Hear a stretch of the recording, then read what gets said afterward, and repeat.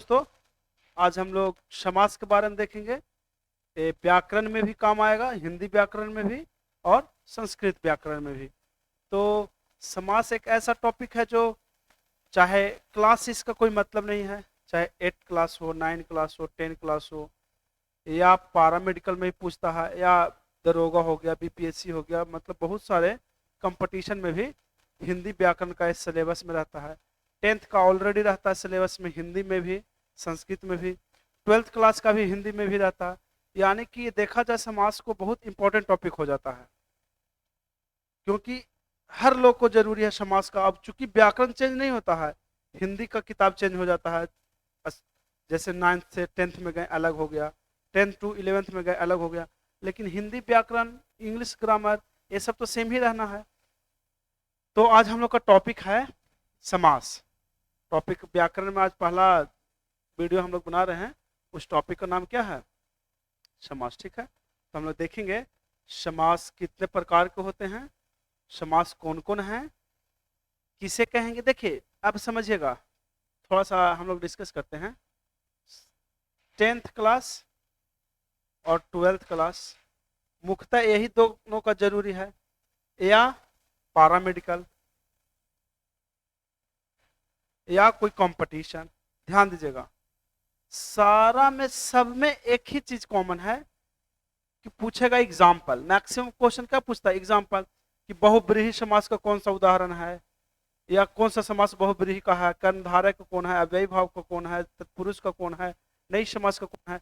यानी कि यदि हम लोग समास को बढ़िया से समझ लें तो हम लोग का काम आसान हो जाएगा।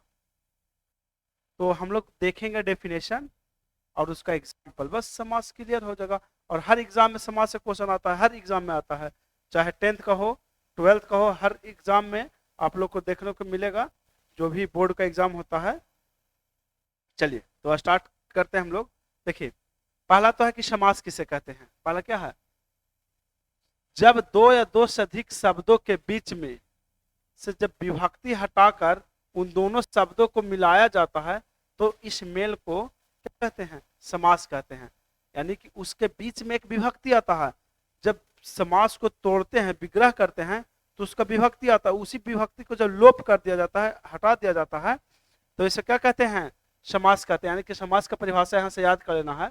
जब दो या दो से अधिक शब्दों के बीच में से विभक्ति हटाकर उन दोनों शब्दों को मिला दिया जाता है तो उसे क्या कहते हैं? समास कहते हैं। ठीक है, समास के मुख्यतः 7 प्रकार होते हैं, 7 भेद होते हैं। कौन कौन होते हैं? तो पहला है अव्ययी भाव समास, दूसरा है तत्पुरुष समास, तीसरा है कर्मधारय समास, चौथा द्विगु समास, पांचवा द्वंद, छठा बहुब्रीहि, सातवां नई। यानी कि 7 समास है। कहीं कहीं आपको 6 ही प्रकार मिलेगा देखने को। एक नई समास, जब जहाँ कोई कोई बुक में नहीं भी रहता है, लेकिन हम लोग इंक्लूड कर लिए हैं इसको भी, क्योंकि संस्कृत वाला जो 10th का होगा एग्जाम, उसमें रहता है क्वेश्चन, हिंदी में भी रहता है। ठीक है, तो समास के 7 भेद हो गए। अब हम लोग को एक एक का डिस्कस हम लोग करेंगे। ठीक है, देखिए पहला है अव्ययी भाव समास। पहला कौन समास है? अव्ययी भाव समास। देखिएगा क्या होता है अव्ययी भाव समास से। मतलब जिस समास का पहला पद प्रधान हो, जिस समास का पहला पद क्या हो? प्रधान हो, या अव्यय हो, और दूसरा पद को उत्तर पद भी कहते हैं, गौण हो, उसका कोई ज्यादा महत्व ना हो, तो उसे अव्ययी भाव समास कहते हैं। यानी कि हम लोग यहाँ से अव्ययी भाव समास के बारे में समझे। सिंपल कि जिस समास का पहला पद प्रधान हो, प्रथम पद क्या हो? प्रधान हो और अव्यय हो, समास को बोलते हैं अव्ययी भाव समास। जैसे यथाशक्ति, यथाशक्ति मन हुआ शक्ति के अनुसार। देखिए शक्ति कितना है मैटर नहीं करता है, आपको शक्ति के अनुसार काम करना है।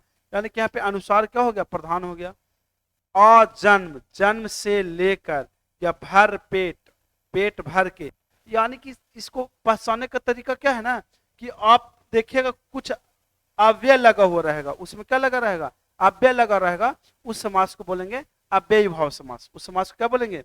अव्ययी भाव समास। ठीक है, जैसे देखिए देखिए अब और क्या करिएगा, बहुत सारा एग्जाम्पल पढ़ लीजिएगा तो लगभग एग्जाम्पल आपको क्या हो जाएगा? याद हो जाएगा कि हाँ इस समास में कौन था। जैसे हाथों हाथ, हरफन मौला, अनुरूप, यथासंभव, प्रतिदिन, बीचों बीच। देखिए लोग को लगता है कि बीचों बीच कौन समास है, लग रहा है कि द्वंद्व समास है, लेकिन नहीं, एक कौन समास है, ठीक बीच में।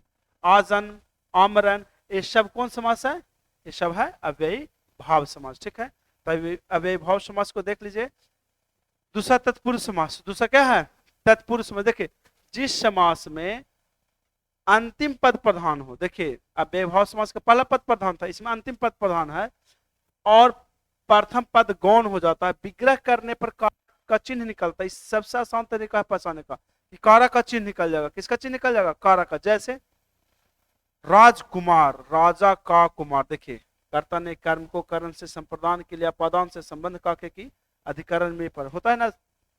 शोकग्रस्त, शोक से ग्रस्त, रचना का, रचना को करने वाला, यानी कि विभक्ति का चिन्ह निकल रहा है, इसीलिए विभक्ति का चिन्ह निकल रहा है। इसी कारण से तत्पुरुष समास को भी 6 वर्गों में बांटा गया है। यानी कि तत्पुरुष समास क्या भाग में बांटा जाता है, 6 भाग में। हम लोग थोड़ा थोड़ा डिस्कस कर लेंगे फटाफट। देखिए तत्पुरुष समास के भेद 6 प्रकार है। कितना प्रकार है, 6 प्रकार। कौन कौन, कर्म तत्पुरुष जिसको द्वितीय बोलते हैं, करण तत्पुरुष, संप्रदान तत्पुरुष, अपदान तत्पुरुष, संबंध तत्पुरुष और अधिकरण तत्पुरुष। ये 6 प्रकार के तत्पुरुष का ही भेद है। ठीक है, यानी कि समास के 7 भेद। और उसमें व्ययी भाव समास का क्या देखे थे, उसमें क्या था, पहला पद प्रधान था, इसमें अंतिम पद प्रधान है। ठीक है, और इसका 6 भेद। अब कौन कौन से देखते हैं। पहला है कर्म तत्पुरुष। देखिए याद रखिएगा, विभक्ति आपको याद रखना पड़ेगा। कर्ता ने कर्म को, कर्ता का लिए छोड़ देना है, कर्ता ने छोड़ दीजिए। कर्ता ने कर्म को कारण से संप्रदान के लिए अपादान से संबंध काके की अधिकरण में पर, इतना का यूज है इसमें। तो देखिए कर्म, इसमें क्या कह रहा है, इसमें 2 पदों के बीच में लगने वाली कारक चिन्ह को, इसमें क्या रहेगा, को। देखिए इसको याद कर लीजिए, कर्ता ने कर्म को, इसमें आता है को, इसमें क्या आता है, इसमें को का चिन्ह लोप हो जाएगा। जैसे गगन चुंबी, गगन चुंबी, गगन को चुमने वाला। इसी तरह से कठ फोड़वा, काठ को फोड़ने वाला। कुंभकार, यानी कुंभ को बनाने वाला। उसी तरह से रथ चालक, रथ को, देखिए सब में कौन विभक्ति आ रहा है, कर्म। कर्ता ने कर्म को, कर्म को, कर्म को, सब में कौन सा विभक्ति आ रहा है, को। यानी कि विग्रह करने पर को का चिन्ह निकल जाएगा, तो वो हो जाएगा कर्म तत्पुरुष। तो इस तरह से कर्ता ने कर्म को करण से संप्रदान के लिए, सबसे उसी तरह से हो जाएगा। जैसे यथा यश प्राप्त, यश को प्राप्त करने वाला। जेब कतरा, जेब को कतरने वाला। ठीक है, तो इस सब किसका उदाहरण है। देखिए अगर आपको कर्म तत्पुरुष नहीं रहेगा तो सिंपल तत्पुरुष में आ जाएगा। तो देख लेना है कि कौन सा तत्पुरुष का एग्जाम्पल दिया हुआ है। ठीक है, चलिए अगला देखिएगा, करण तत्पुरुष। तो देखिए कर्ता ने कर्म को कारण से होता है, इसमें से का चिन्ह निकलेगा। किसका चिन्ह निकलेगा, से का। जैसे व्याधिग्रस्त, व्याधि से ग्रस्त, व्याधिग्रस्त में क्या हो जाएगा, व्याधि से। नेत्रहीन, नेत्र से हीन। कर्महीन, कर्म से हीन। रेखांकित, रेखा से अंकित। उसी तरह है मन चाहा, मन से चाहा। वाल्मीकि रचित, वाल्मीकि द्वारा रचित। उसके बाद है पद से दलित, यानी पद दलित, यानी कि से का चिन्ह निकल जाएगा। तो कर्म को कारण से, कारण से का चिन्ह निकल गया। अगला देखिए संप्रदान, अगला क्या है, संप्रदान तत्पुरुष।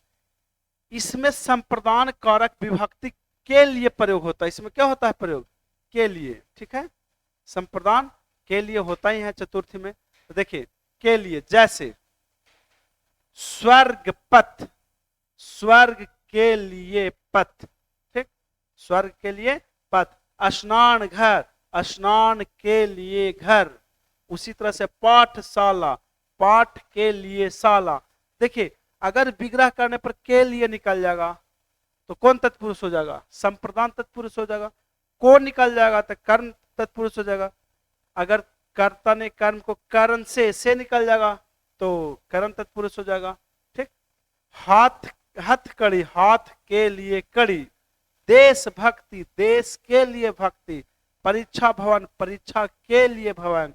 उसी तरह से प्रयोगशाला, प्रयोग के लिए शाला। और गौशाला, गौ के लिए शाला। ये सब है, क्या हो जाएगा, ये सब हो जाएगा संप्रदान तत्पुरुष। और अगर संप्रदान तत्पुरुष न रहे तो सिंपल तत्पुरुष भी रह सकता है दिया हुआ, तो सिंपल तत्पुरुष कर लेंगे। अगर संप्रदान तत्पुरुष कहेगा तो संप्रदान तत्पुरुष हो जाएगा। चलिए आगे देखते हैं। अपादान तत्पुरुष ज्यादा नहीं है, फटाफट कर लेंगे। अपादान, अपादान से, अपादान से चिन्ह होता है ना, इसमें से का चिन्ह होगा, लेकिन जुदाई वाला, इसमें जुदा होता है ना, अलग होता है। जैसे देखिए, धनहीन, धन से हीन। जलहीन, जल से हीन। देश निकाला, देश से निकाला। गुणहीन, गुण से हीन। मार्गहीन, मार्ग। देखिए सब में से का अर्थ है जो जुदाई है, सब उसे अलग हो रहा है। धन से हीन, धन नहीं है उसके पास, धन से हीन, तो सब में से किसका है, जुदाई वाला है। ठीक, चलिए नेक्स्ट हम लोग देखते हैं संबंध तत्पुरुष। संबंध, संबंध का के की का चिन्ह निकलेगा, संबंध का के की। ठीक, देखिए का के की का विभक्ति आया था। ठीक, का के की का विभक्ति आया था। जैसे देखिएगा, विद्यासागर, विद्या का सागर। राजपुत्र, राजा का पुत्र। राजकुमार, राजा का कुमार। उसी तरह से राजकन्या हो जाएगा, राजा की कन्या। ग्रंथों का आलय, ग्रंथालय। देश रक्षा, देश की रक्षा। पशु रक्षा, पशु की रक्षा। पराधीन, पर के अधीन। ठीक, और जगत जननी, जगत की जननी। देखिए एकदम सिंपल है। आगे पहले आप विभक्ति याद कर लीजिए। विभक्ति में क्या होता है, कर्ता ने कर्म को करण से, संप्रदान के लिए, अपादान से, संबंध काके की, अधिकरण में पर, संबोधन हे हो अरे। और कारक चिन्ह विभक्ति में पहला वाला कर्ता ने को छोड़ देना है और संबोधन हे हो अरे को छोड़ देना है। बाकी जो 6 बच गया उसी से तो लिया गया है। ठीक है, अब देखिए अधिकरण, अधिकरण में या पर का चिन्ह निकलता है, में या अधिकरण में पर, अधिकरण में पर। तो देखिए शरणागत, शरण में आगत। उसी तरह से आप बीती, आप पर बीती। में या पर, में या पर आएगा ना।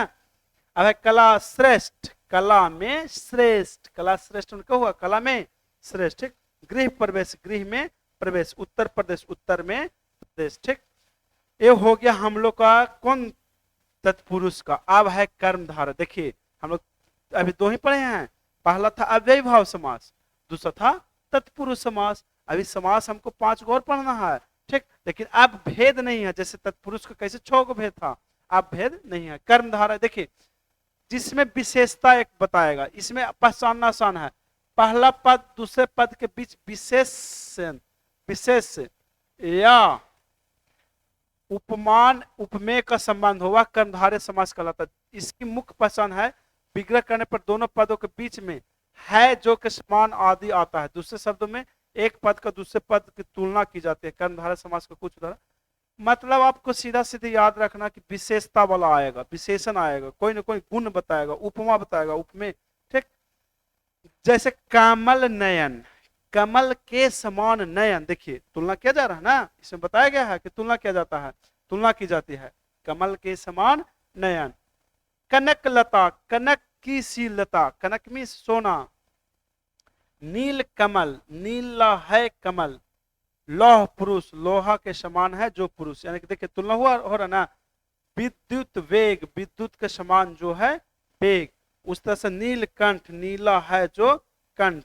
अधमरा, आधा है जो मरा। तो इस कौन समास हो जाएगा, यानी कि देखिए जिस समास का पहला पद प्रधान होता है वो अव्ययीभाव समास था, जिस समास का अंतिम पद प्रधान था वो तत्पुरुष समास था। ठीक है, तत्पुरुष समास के 6 भेद हो गया। उसके बाद तीसरा हम लोग पढ़ रहे हैं कर्मधारय समास। कर्मधारय समास में क्या है, इसमें क्या है कि इसमें एक विशेषण रहेगा और एक संज्ञा रहेगा और इसमें तुलना किया जाएगा। इसमें क्या किया जाएगा, तुलना। ठीक है, आगे देखिए द्विगु समास। क्या है, द्विगु समास। तो द्विगु समास आसान है। अब जितना समास है सब आसान आसान, हार्ड खत्म। 3 गो है हार्ड, थोड़ा सा समझने लायक। संख्या जिसमें लगा रहेगा, इसमें क्या लगा रहेगा, 7 टापुओं का समूह, सप्त टापू, 3 रंगों का मिश्रण, तिरंगा, ठीक, त्रिभुज, त्रिकाल, दोपहर, सप्तऋषि, नवरत्न, पंचामृत, चौराहा, ये सब कैसा समास है, कैसा समास है बताइए, द्विगु समास। कौन समास है, यानी कि संख्या लगा रहेगा तो कौन समास, अगर संख्या लगा रहेगा तो कौन समास, द्विगु समास, संख्या लगा रहेगा तो कौन समास, द्विगु समास, ठीक। अब देखिए द्वंद्व समास, ये भी आसान है, द्वंद्व कंफ्यूजन, यानी कि इसमें दोनों पद प्रधान होगा, इसमें कौन पद प्रधान होगा, दोनों। जैसे देखिए दाल रोटी, क्या है, दाल रोटी, यानी कि दाल ही प्रधान है, रोटी प्रधान है। पाप पुण्य, गाड़ी घोड़ा, शिव पार्वती, राधा कृष्ण, नर नारी, भला बुरा, हरफन मौला, मन तन मन धन, यानी कि इसमें एक चीज और क्या है ना, कि इसके बीच में हाइफन लगा रहता है, इसके बीच में जनरली क्या लगा रहेगा, यानी कि देखिए है ना हाइफन लगा, दाल रोटी, पाप पुण्य, गाड़ी घोड़ा, शिव पार्वती, यानी कि इसमें दोनों पद प्रधान होगा, लोटा डोरी, माता पिता, भाई बहन, सुबह शाम, दिन रात, अंदर बाहर, ये सब कौन समास है, सब है समास द्वंद्व समास, कंफ्यूजन वाला समास, यानी कि दोनों पद प्रधान होगा, ठीक। अगला देखिए बहुब्रीहि, ये भी बहुत आसान है, जब वैसा समास जिसका अर्थ बदल जाए, वैसा समास जिसका अर्थ बदल, यानी कि अपना अर्थ छोड़ करके कोई विशेष अर्थ को ग्रहण कर लेगा, उस समास को बोलेंगे। देखिए जब समास के समस्त में कोई भी पद प्रधान न हो, बल्कि अपने अर्थ को छोड़कर विशेष अर्थ को ग्रहण करता हो, तो वह बहुब्रीहि समास कहलाता है। जैसे देखिए इसमें भगवान वाला नाम है, सब बहुब्रीहि समास होगा, कहा कि भगवान का बहुत सारा नाम रहता है, ए ओ लंबोदर गजानन, ठीक। जैसे देखिए गिरिधर, गिरिधर किसको कहा गया, कृष्ण को, तो गिरी को धारण किया है जिसने, तो गिरी को कानी अंगुली कौन धारण कर लेते, कृष्ण भगवान, उससे अर्थ बदल गया, कृष्ण भगवान को बोला जाता है। उसी तरह से लंबा है उदर जिसका, अर्थात लंबोदर मतलब गणेश जी को, ठीक।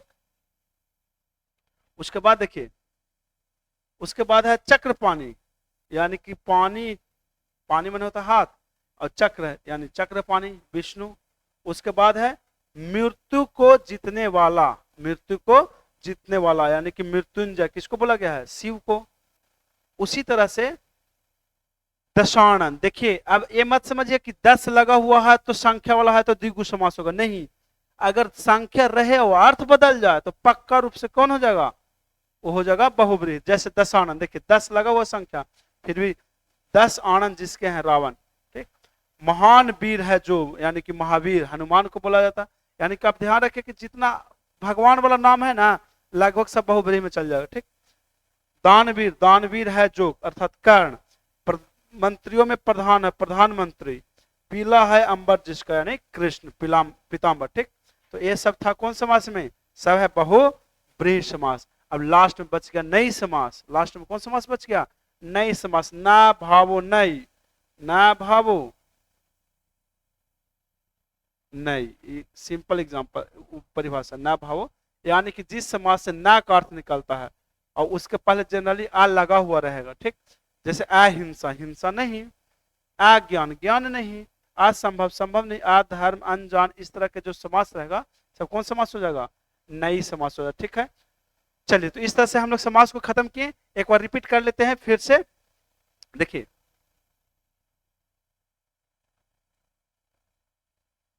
फटाफट कर लेते हैं। देखिए शुरू में क्या था, समास, समास किसे कहेंगे, तो दो या दो से अधिक शब्दों के बीच में जो विभक्ति हटा करके उसको क्या कर दिया जाता है, मिला दिया जाता है, इस मेल को कहते हैं समास कहते हैं।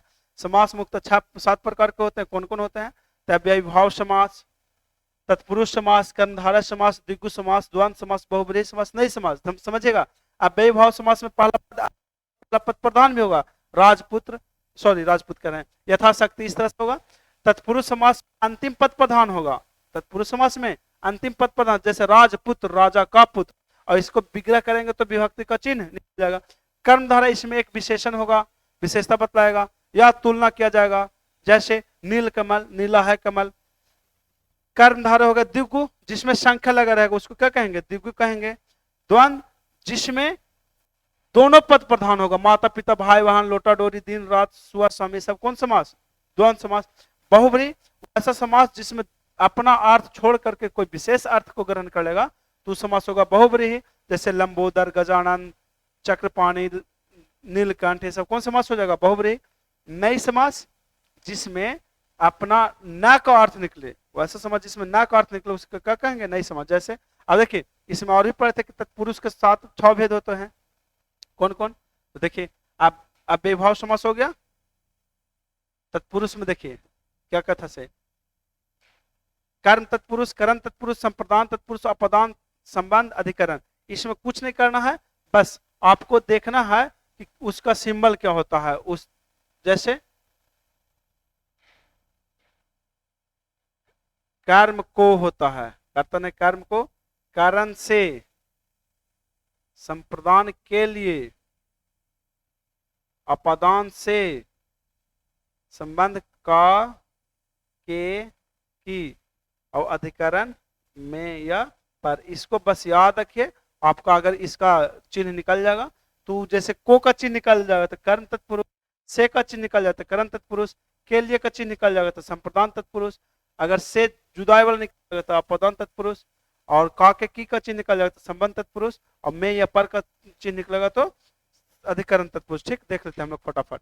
देखिए कर्म बताया ना, कर्म में को का चिन्ह निकल जाएगा, जैसे गगन को चूमने वाला। उसके बाद करण सेंध का निकल जाएगा, उत्तर से पूर्व, उत्तर पूर्व। ठीक, उसका संप्रदान वाला हो गया, के लिए निकल जाएगा। ठीक, इस तरह से आप देख लीजिए एक बार वीडियो को ध्यान से। और समास का अगला बार हम लोग ऑब्जेक्टिव 100 क्वेश्चन लाएंगे समास का। जब तक इसका रिवीजन नहीं करेंगे याद नहीं होगा, तो नेक्स्ट वीडियो में हम लोग 100 क्वेश्चन ऑब्जेक्टिव समास का लाएंगे और वो क्वेश्चन आप लोग से पूछा जाएगा और उसका आपको जवाब देना। ठीक है, तब तक के लिए जय हिंद।